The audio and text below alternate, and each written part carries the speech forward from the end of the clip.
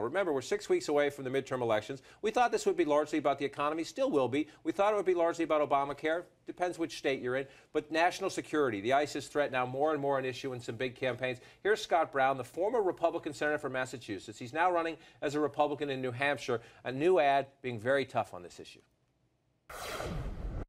Anyone who turns on the TV these days knows we face challenges to our way of life.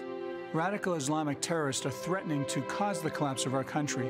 President Obama and Senator Shaheen seem confused about the nature of the threat. Not me. Scott Brown, a member of the military, retired member. I think he's still in the National Guard, I think, the reserves.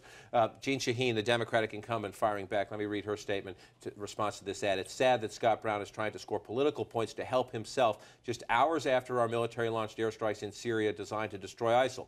We should be unified behind our men and women in uniform right now as we target these terrorists and bring them to justice, not launching self-serving political attacks that distort the facts for partisan gain.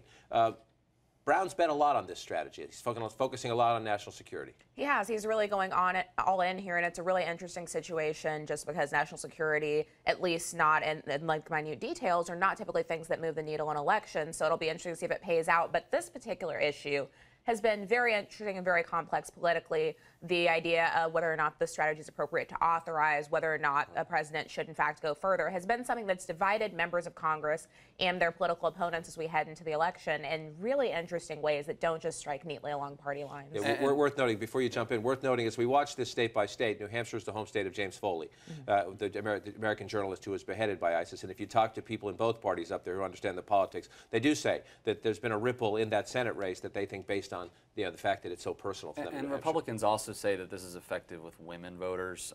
You know, the term security moms came up in 2004 in that race.